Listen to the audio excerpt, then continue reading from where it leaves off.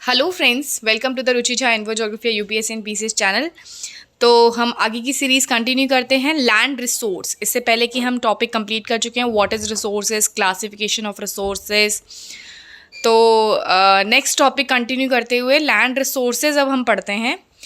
Land resources क्या होता है? सबसे पहले you should know what is land and what is the work of land. ठीक है, you should know what is land and what is the work of land. क्या होता है काम? तो लैंड देखो हमें बहुत सारी चीज़ें देती है। हम कंस्ट्रक्शन वर्क जो करते हैं लैंड पे ही करते हैं। ठीक है, वाइल्ड एक्टिविटीज़ जो भी होती हैं, वेजिटेशन जितने भी होते हैं, ह्यूमन एक्टिविटीज़ जितनी भी होती है, इकोनॉमिक एक्टिविटीज़ जितनी भी होती है, it is all supported by land. ठीक है, तो land supports natural vegetation, wild life, human life, economic activities, transport, communication system. Land एक तरीके का एसेट है। लैंड एक तरीके का एसेट है जो हमें कुछ ना कुछ देता ही है। ठीक है, लैंड से हमें कुछ ना कुछ मिलता ही है, that's why it is a asset. ठीक है, so it is a important to use available land for various purpose. ऐसा ही भी नहीं है कि ये सिर्फ एक ही पर्पस के लिए काम आ रहा है। आप जो भी आप मूवमेंट भी करते हो तो आपको एक जगह से दूसरी जगह भी मूव करना होता है, तो आप कौन से मोड का यूज़ करते हो? लैंड ट्रांसपोर्ट यूज़ करते हो। तो land is the medium for reaching from one place to another place also. ठीक है, India has land under variety of relief features. तो ये हमारी बहुत ही लक की बात है कि इंडिया में different type of relief features भी रहते हैं, जैसे mountains, plateaus, plains and islands. ये सारे हमारे आपके इंडिया में देखने को मिलते हैं। ठीक है, इसकी डिवीजन दे रखी है कि 43% लैंड जो है वो प्लेन एरिया में देखने को मिलता है। प्लेन एरिया मतलब कि एग्रीकल्चर इंडस्ट्री में यूज़ आता है। ठीक है, 30% जो है वो पेरेनियल फ्लो मतलब कि जहाँ पर ऑलवेज रिवर फ्लो करती रहती है, that is known as the perennial river. ठीक है, 27% ऑफ द एरिया कंट्री जो है वो प्लेट्यू रीजन में आता है, जहाँ पर हमें mineral deposits, fossil fuels and forest वगैरह देखने को मिलते हैं। तो आपको यहाँ पर ये समझ में आ गया व्हाट इज़ लैंड। ठीक है, what is the work of land, इतना तो आप आराम से लिख लोगे आप एग्जाम में। अब लैंड की यूटिलाइजेशन पढ़ते हैं। देखो लैंड की यूटिलाइजेशन, लैंड किस किस यूज़ में आप देखते हो। लैंड आप फॉरेस्ट में देखते होंगे कि forest is also a part of land. ठीक है, नेक्स्ट है आपका land not available for cultivation. ज़रूरी नहीं है कि लैंड सिर्फ कल्टिवेशन के लिए ही यूज़ किए जाए तो वो लैंड ही है।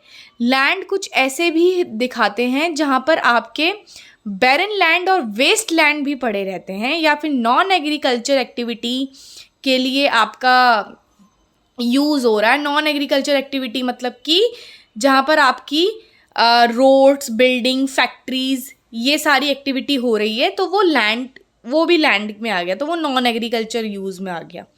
ठीक है, other cultivated land, fellow land मतलब कि जैसे कि परमानेंट पेस्चर लैंड, जहाँ पर ग्रेजिंग होती है, जब परमानेंटली क्या हो रहा है, परमानेंटली आपका लैंड आपका यूज़ हो रहा है एग्रीकल्चर पर्पस के लिए या फिर पैस्चर के लिए।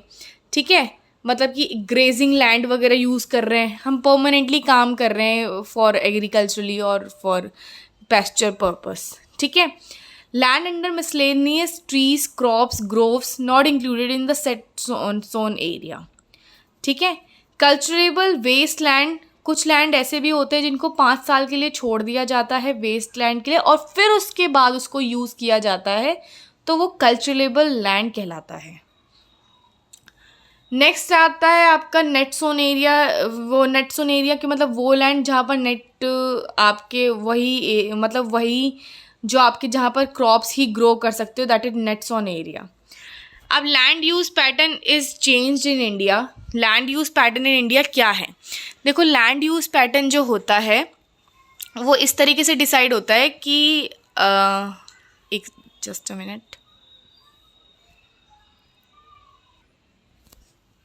यस, तो land use pattern in India. देखो लैंड जो है, लैंड के फीचर्स कैसे हैं, लैंड की फिजिकली प्रॉपर्टीज़ कैसी है, इस चीज़ पे डिपेंड करता है कि लैंड का पैटर्न कैसे होगा। अगर वो हिली एरिया का है तो जाहिर सी बात है उसका हिली एरियाज़ की तरह से यूज़ करेंगे। अगर वो रिवर वाला एरिया है तो हम उसको रिवर वाले तरीके से यूज़ करेंगे। तो it determines both by the physical factor such as topography, climate, soil type, as well as human factor also, that what population are there. ठीक है, पॉपुलेशन डेंसिटी कितनी है, टेक्नोलॉजिकल कैपेबिलिटीज़ कितनी है, कल्चरल एंड ट्रेडिशन कैसा है, तो ये लैंड यूज़ पैटर्न में आ जाएगा, मतलब कि किस तरीके का लैंड है और कैसा है। ये आपका फ्लो डायग्राम बता रखा है कि फॉरेस्ट लैंड कितना है, बैरन लैंड कितना है, area under non agriculture uses में कितना है। अगर आप ये चार्ट भी बना दोगे पेपर में तो आपको बहुत अच्छे मार्क्स मिलेंगे। ये एक फैक्चुअल पॉइंट है यहाँ पे, total geographical area of India is 3.28 million square kilometre. ये लाइन अंडरलाइन कर लो, बहुत ही इंपॉर्टेंट अंडरलाइन, मतलब इंपॉर्टेंट फैक्चुअल पॉइंट है। एग्ज़ाम में क्वेश्चन भी आ सकता है और नहीं भी आएगा तो आप कहीं पे भी लिख सकते हो इसको कि इंडिया का टोटल जोग्राफिकल एरिया लैंड जो है that is 3.28 million square kilometre. ठीक है, अब एरिया में हमारे इंडिया में हम देखते हैं कि लैंड जो है जम्मू कश्मीर के ऊपर भी कुछ फाइटिंग इश्यूज चल रहे हैं, तो वहाँ से भी लैंड का कुछ इशू है, तो आपको ये लिखने की ज़रूरत नहीं है, आप सिर्फ फैक्चुअल पॉइंट्स पढ़ो। इस पैराग्राफ में से आपको यही लाइन इम्पॉर्टेंट है। ठीक है, the land under permanent pasture has also decreased. अब हम देखते हैं कि लैंड जो है वो डिक्रीज होता जा रहा है, परमानेंट पैस्चर जो है वो डिक्रीज होते जा रहे हैं। क्यों डिक्रीज हो रहे हैं? क्योंकि गवर्नमेंट क्या कर रही है या फिर आपका लोग क्या कर रहे हैं, लोग अब ज़्यादातर मॉल्स बनाते हैं, लोग अब ज़्यादातर नॉन एग्रीकल्चर एक्टिविटी में ज़्यादातर अपनी एक्टिविटीज़ को ढूंढते हैं, तो इसलिए हमारे जो एग्रीकल्चर लैंड, पेस्चर लैंड है वो कम होते जा रहे हैं क्योंकि हम नॉन एग्रीकल्चर एक्टिविटीज़ की तरफ ज़्यादा मूव कर रहे हैं। That's why the permanent pasture is also going to decrease. ठीक है, this is the reason. So how we are able to feed a huge cattle population on this pasture land, and what are the consequences of it?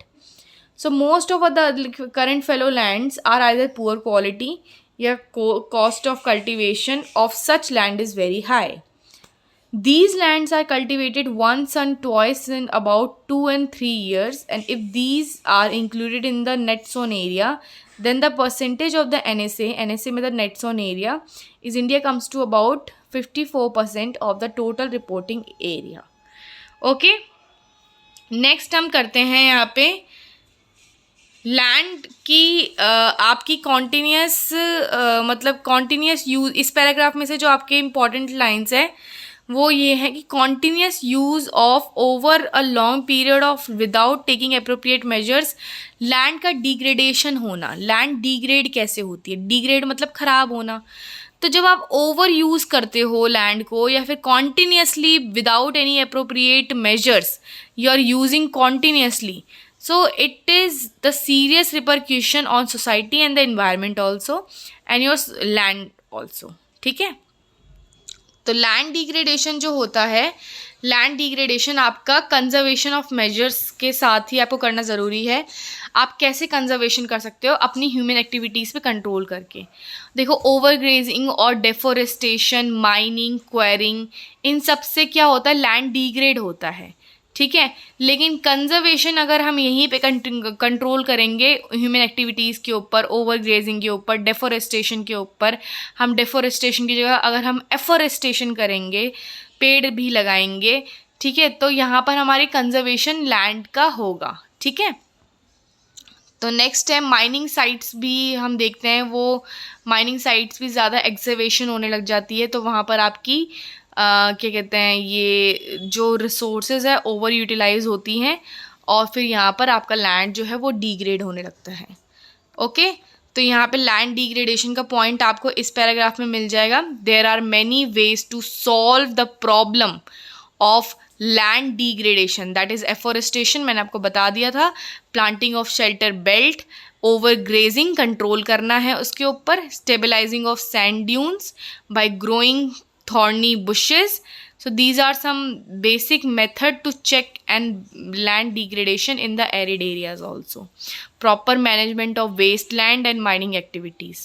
ठीक है, आज के लिए हम land resource ही रखते हैं, नेक्स्ट क्लास में हम सॉइल एज अ रिसोर्स करेंगे। Thank you so much and please like and subscribe my channel and please share my video. Thank you so much.